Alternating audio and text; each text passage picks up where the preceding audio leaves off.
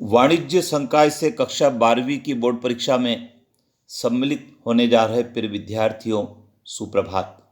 विद्यार्थियों, आपकी परीक्षा निकट आ गई है और आप व्यवसाय प्रबंध विषय की अच्छी तैयारी कर रहे होंगे।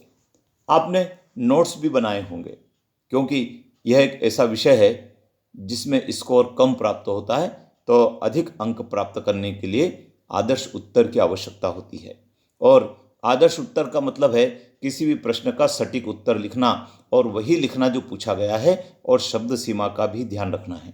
तो विद्यार्थियों, आज के इस वीडियो में मैं आपके लिए एक ऐसा प्रश्न पत्र लाया हूं जो हाल ही में दिसंबर 2024 में 12वीं की कक्षा में हुआ है। और इस प्रश्न पत्र का ऑब्जेक्टिव का भाग मैंने इसके पहले के वीडियो में आपके साथ शेयर किया है। तो आज हम दो दो नंबर वाले प्रश्नों की बात कर रहे हैं, और इसमें शब्द सीमा 30 शब्दों की होती है। तो लिखा है कि प्रबंध से आप क्या समझते हैं, what do you understand by management. विद्यार्थियों, आप लिख सकते हैं कि प्रबंध व्यक्तियों के समूह से कार्य लेने की एक कला का नाम है। यह एक ऐसी प्रक्रिया है जो सतत गतिशील रहती है। प्रबंध प्रशासन द्वारा निर्धारित नीतियों को क्रियान्वित करता है, और प्रबंध का संबंध मानवीय क्रियाओं से होता है। इतना यदि आप उत्तर लिखते तो आपको 2 में से 2 अंक मिलते हैं। प्रबंध के 2 प्रमुख कार्य लिखिए। विद्यार्थियों, प्रबंध के जो प्रमुख कार्य है उसमें नियोजन, संगठन, नियुक्तियां, निर्देशन, नियंत्रण और समन्वय है। अब आपको 2 कार्य पूछे हैं, तो आप किन्हीं 2 कार्य का 2-2 लाइन में वर्णन कर दीजिए। जैसे आप लिख लीजिए, नियोजन को एक को वर्णन कर दीजिए कि नियोजन प्रबंध का एक बौद्धिक कार्य है। नियोजन के माध्यम से किसी उपक्रम की क्रियाओं के बारे में निर्णय लिए जाते हैं। नियोजन भविष्य के गर्भ में देखने की एक तकनीक है। नियोजन पूर्वानुमान पर आधारित होता है। यह पहला हो गया।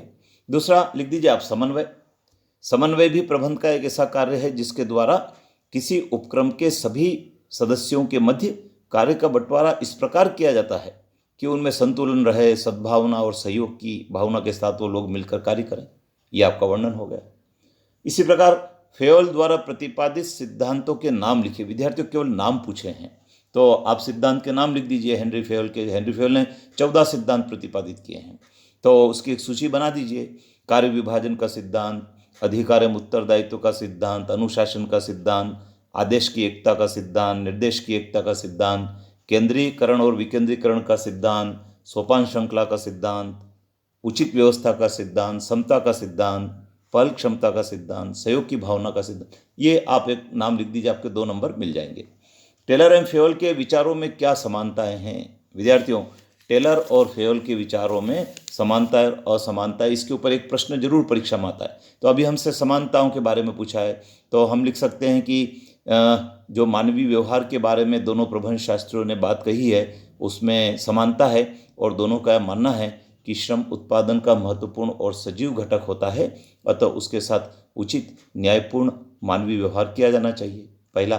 दूसरा, हम बता सकते हैं कि दोनों प्रबंध शास्त्रियों ने नियोजन के महत्व को स्वीकार किया है, और उनका कहना है कि नियोजन का पालन हर स्तर पर होना चाहिए। इसके आपके 2 नंबर मिल जाएंगे। इसी प्रकार समय अध्ययन एवं गति अध्ययन में अंतर पूछा है विद्यार्थियों, तो अंतर के प्रश्नों को मैं कहना चाहूँगा आप डिवाइडर लाइन खींचकर ही लिखें। उससे आपको पूरे अंक भी मिलेंगे, और आपको लिखने में, याद करने में काफ़ी सुविधा भी रहती है। तो टेलर और ये समय अध्ययन और गति अध्ययन में यदि 2 अंतर लिखना हो तो हम लिख सकते हैं डिवाइडर लाइन की एक तरफ समय अध्ययन, दूसरी तरफ गति अध्ययन।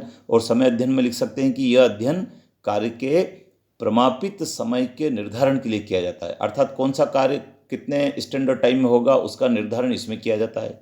और गति अध्ययन में यह प्रयास किया जाता है कि अनावश्यक हरकतों को रोका जाए, उसे न्यूनतम किया जाए, उसे समाप्त किया जाए।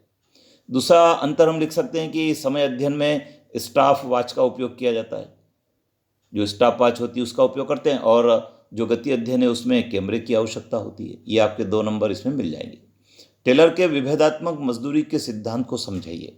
विद्यार्थियों, जो टेलर हैं उन्होंने जो विभेदात्मक मजदूरी का सिद्धांत दिया, तो वो आप वर्णन कर सकते हैं 30 शब्दों में। इसमें लिख सकते हैं कि टेलर ने श्रमिकों को प्रोत्साहित करने के लिए विभेदात्मक मजदूरी पद्धति अपनाने का सिद्धांत दिया है।